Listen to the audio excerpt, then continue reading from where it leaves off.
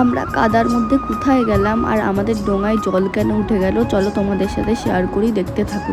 Hello everyone, good morning. সকাল সকাল চলে গেছিলাম আমি আগমনী শ্যুট করতে। দেখে তো বুঝতেই পারছো, রেডি হয়ে একেবারে সকাল সকালেই চলে গেছি। আজকে তাড়াতাড়ি ঘুম হয়ে গেছিলো, এর কারণে ভাবলাম যে আজকে পুরো ফাঁকা আছি, এই জন্য আগমনী শ্যুটটা করেই আসা যাক। আর যখন মহালয়া তখন আমার থাকবে এক্সাম, এই জন্য আমি করতেও পারবো না। তো তারপরে দেখো এখানে বসে আমি ভিডিও করে নিলাম কটা, তারপরে যাচ্ছি আসল জায়গায়, মেন জায়গায়।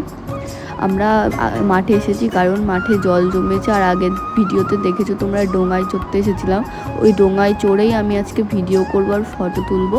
তো তারপরে দেখো ইনি জলে নেমে গেছে, দেখে ইনাকে আগের দিন নিয়ে আসা হয়নি, আর নেমে দেখি শাক তুলছে।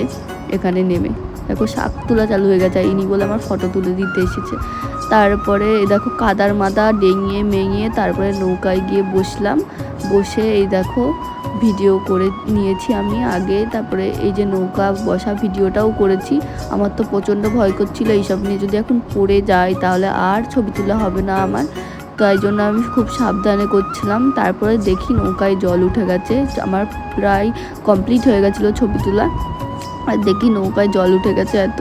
তারপর নৌকা তো না ডোঙা, দেখো আমার অবস্থা, আমি চুলমুল বেঁধে নিয়ে, কারণ হয়ে গেছে তো আমার, এই কারণে। তো তারপরে দেখো এখন বৌমণিকে দেখিয়ে দিলাম, বৌমণি ছিল আমার ক্যামেরাম্যান। তো তারপরে দেখো এখন সব ফেলা হচ্ছে জলগুলো, কারণ বেশি জল ভরে গেলে আমরা যারা বসবে তারা দুজনাই ডুবে যাবে, এই কারণে। আর ওইখানে দেখো ওরা আর একটা নৌকা নিয়ে রয়েছে, নৌকা তো না ডোঙা, বারবার নৌকা বলে দিচ্ছি।